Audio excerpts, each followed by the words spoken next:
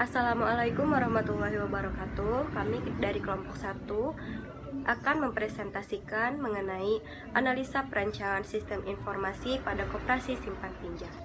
Yang pertama ada Hana Rohaini yang akan menjelaskan mengenai latar belakang. Yang kedua ada Oswaldo Junior Nainggolan yang akan menjelaskan mengenai maksud dan manfaat. Yang ketiga ada Seli Sakila yang akan menjelaskan mengenai perancangan IRD. Yang keempat ada Vini Maisyatul Fauzia yang akan menjelaskan mengenai pengujian black box. Yang kelima ada Anissa Firgi yang akan menjelaskan kesimpulannya. Di sini saya akan menjelaskan mengenai latar belakang dari web yang kami buat. Di dalam koperasi saat ini, sebuah pencatatan transaksi dilakukan secara manual. Tapi dengan berkembangnya sistem informasi dan teknologi saat ini, seharusnya usaha koperasi dapat meningkatkan sistem pelayanannya agar mudah untuk mengelola data yang ada. Pengelolaan data yang ada dalam transaksi administrasi di koperasi haruslah dilakukan dengan benar dan efisien guna menunjang kelancaran dalam seluruh transaksi yang dilakukan. Maka dari itu, meninjau dari sebuah kecanggihan sistem informasi dan teknologi saat ini dengan kecepatan dan keakuratan dalam memberi informasi haruslah dibangun sebuah sistem yang dapat mempermudah transaksi administrasi. Selanjutnya, maksud dan manfaat. 1. Menerapkan dan mempraktikkan ilmu pengetahuan yang didapatkan selama perkuliahan. 2. Pembuatan aplikasi untuk transaksi simpan pinjam pada koperasi. Ketiga, mempersingkat operasional pekerjaan dalam pengolahan data anggota dari sistem manual ke sistem terkomputerisasi. Dan keempat, mempermudah para petugas ataupun pengelola koperasi dalam menjalankan transaksi administrasi. Nah, selanjutnya ada perancangan ERD. Menurut Indrajani 2011.2.109, Entity Relationship Diagram atau ERD adalah sebuah pendekatan top-bottom dalam perancangan basis data yang dimulai dengan mengidentifikasi data-data yang terpenting yang disebut entitas dan hubungan antara entitas tersebut dapat digambarkan ke dalam suatu model atau diagram. Nah, ini contoh diagram ERD-nya. Lalu di sini ada petugas mengelola anggota. Nah, petugas mengelola anggota ini one to many. Lalu anggota mengajukan pinjaman. Nah, anggota mengajukan pinjaman ini one to one. Lalu di dalam pinjaman juga bisa memiliki laporan pinjaman one to one. Lalu anggota juga bisa mengajukan simpanan. Di sini one to one. Lalu simpanan mempunyai data tabungan one to one. Lalu yang terakhir ada petugas mengelola data angsuran yaitu one to many. Lalu selanjutnya ada struktur navigasi petugas. Yang pertama kita harus login. Di dalam halaman login ini terdapat halaman utama, lalu master data, transaksi, laporan, pengaturan, dan logout. Di dalam master data terdapat master petugas, master anggota, master tabungan, dan master pengajuan.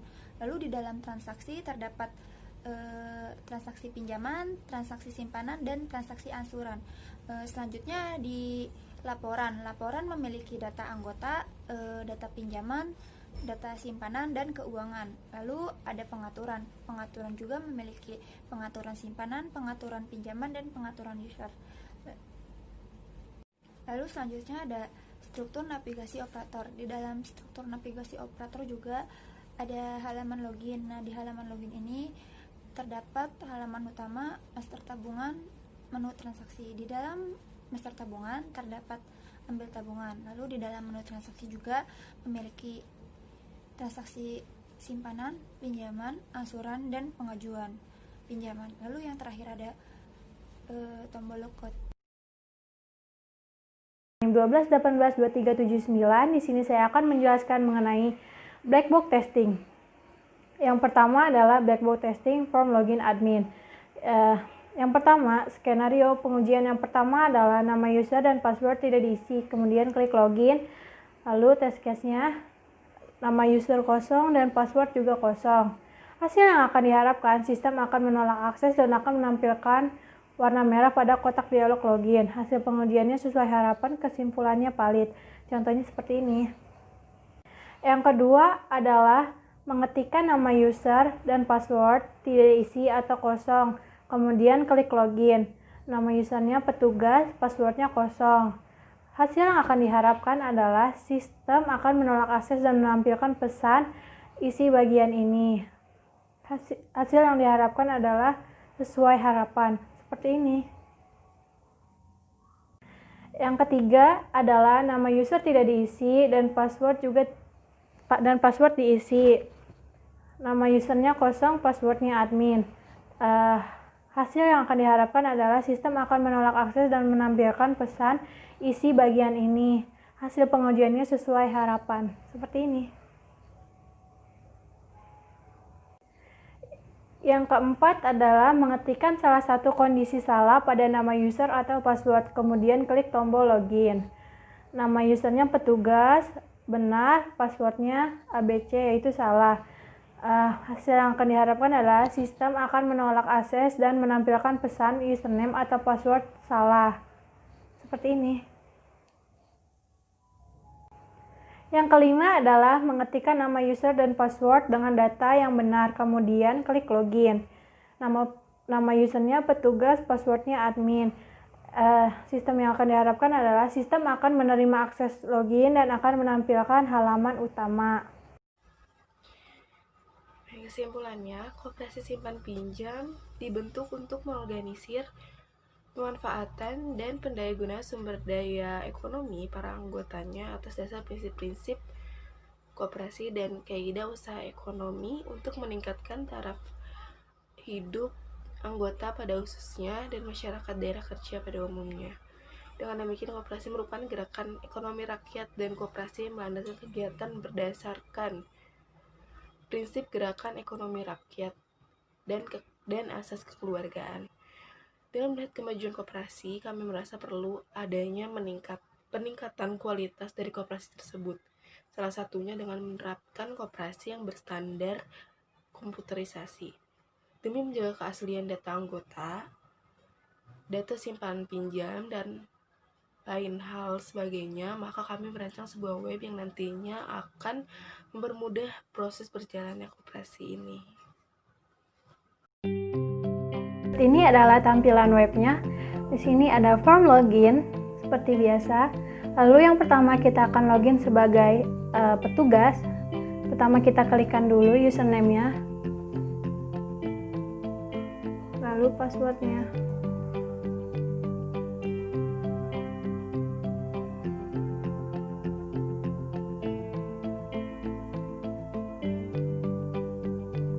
Nah, ini adalah tampilan halaman utama dari petugas. Nah, di sini ada anggota, ada pinjaman, ada angsuran, tabungan, dan denda. Nah, selanjutnya ada halaman master data. Di dalam halaman master data terdapat halaman master petugas, master anggota, master tabungan, master pengajuan. Di sini yang pertama ada halaman master petugas. Di dalam halaman master petugas terdapat data petugas yang di dalamnya berisi nomor urut, kode petugas, nama petugas, alamat, nomor telepon, jabatan, jenis kelamin, dan aksi. Di sini kita mempunyai dua aksi, yaitu aksi edit dan aksi hapus. Di sini juga kita dapat menambahkan data petugas. Lalu yang kedua ada halaman master anggota. Di dalam halaman master anggota terdapat data anggota yang di dalamnya berisi nomor urut, kode anggota, nama anggota, NIK, tempat tanggal lahir, alamat, nomor telepon, pekerjaan, tanggal masuk, lalu status. Nah, di sini kita mempunyai dua status, yaitu status aktif dan nonaktif. Lalu kita juga dapat menambahkan data anggota. Selanjutnya ada halaman master tabungan. Di dalam halaman master tabungan terdapat data tabungan yang di dalamnya berisi nomor urut, kode tabungan, kode anggota, nama anggota, investasi, jumlah saldo, dan aksi. Nah, aksi kita di sini itu adalah aksi ambil uang. Di sini juga ada total. Total di sini itu adalah total jumlah saldo yang dihasilkan oleh tabungan anggota yang sudah dijumlahkan. Lalu di sini juga kita dapat melihat hasil printan dari data tabungan. Contohnya seperti ini.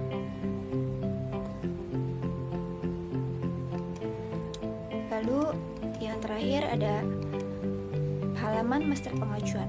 Di dalam halaman master pengajuan terdapat data pengajuan yang di dalamnya berisi nomor urut, kode, nama anggota, tanggal pengajuan, besar pinjam, jenis pinjam, status, tanggal terima, dan aksi. Nah, aksinya di sini juga masih sama. Kita mempunyai dua aksi, yaitu aksi terima dan aksi tolak. Lalu di sini statusnya masih menunggu. Lalu klik transaksi.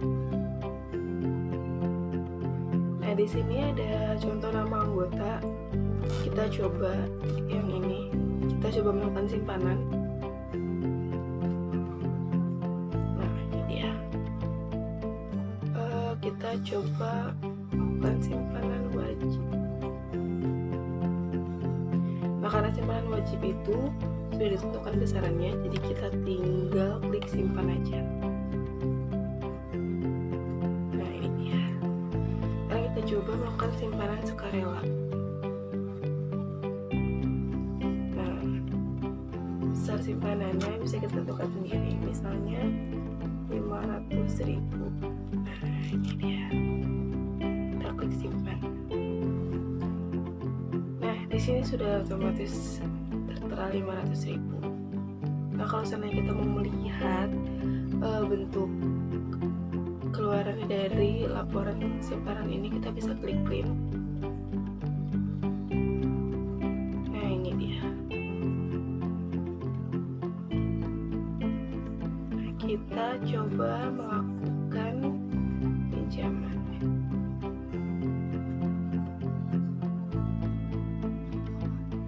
Nah, ini dia. Kita klik tambah pinjam. Nah, di sini kita bisa menentukan jenis pinjamannya apa. Kita coba jenis pinjam menengah.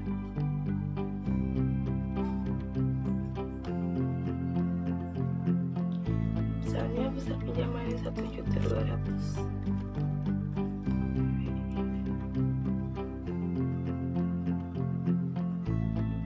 Kita klik pinjam. Nah, di sini sudah ada. Ini ada kode pinjaman, tanggal pinjaman, jenis pinjaman, besar pinjaman, lama angsuran, jatuh tempo, status, dan aksi. Misalnya kita mau melakukan angsuran, dari sini kan lama angsuran masih 0 bulan dan 8 bulan. Coba kita klik ya. Nah, kita coba melakukan angsuran. Tinggal kita klik atur. Nah, di sini sudah tertera 1 bulan dari 8 bulan angsuran. Nah, itu dia transaksi dari web koperasi ini. Kita bisa tinggal logout.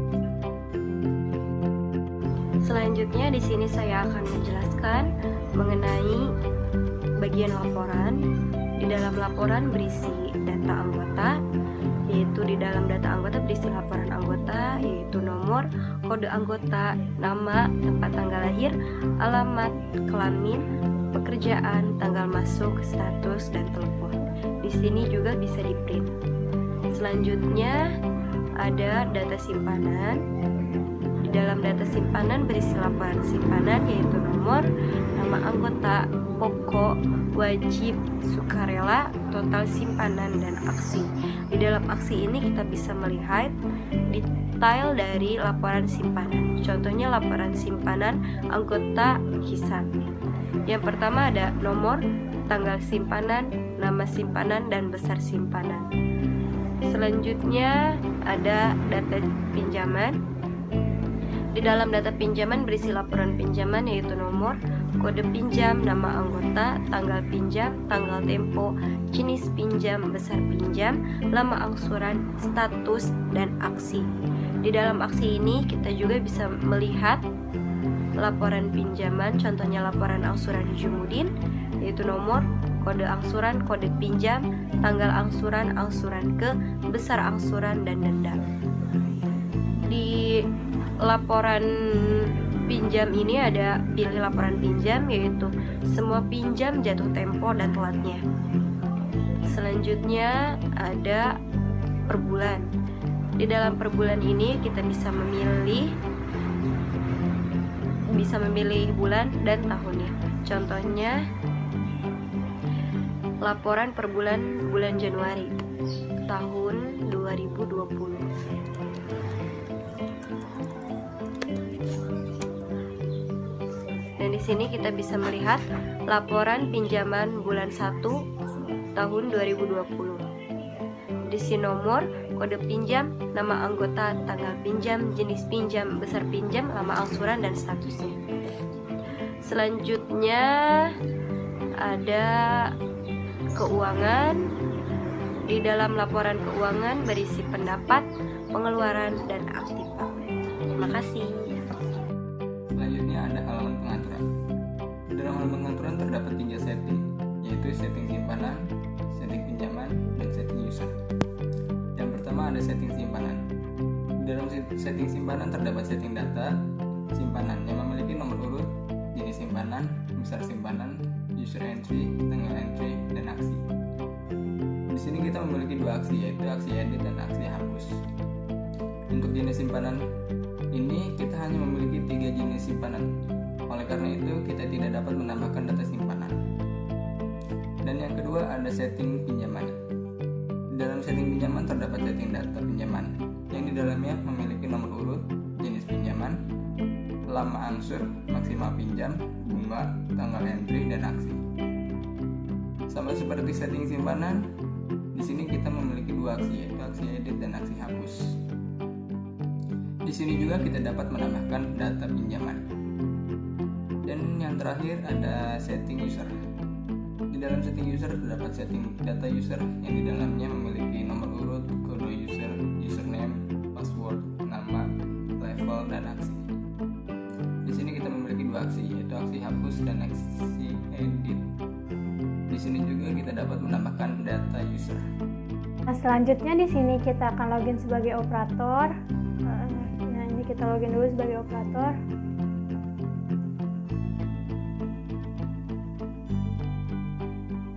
Nah, ini dia halaman utama yang sebagai operator. Di sini isinya sedikit karena memang operator tugasnya nggak terlalu banyak.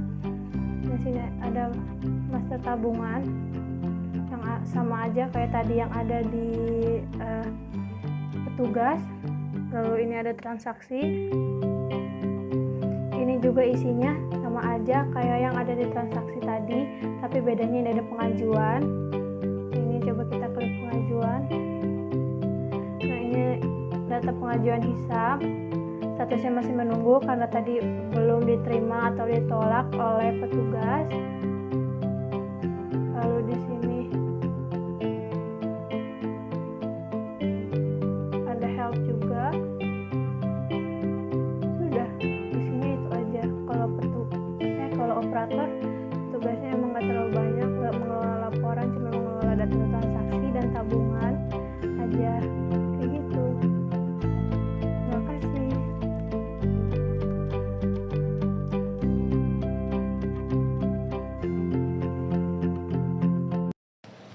Sekian presentasi dari kelompok kami. Wassalamualaikum warahmatullahi wabarakatuh.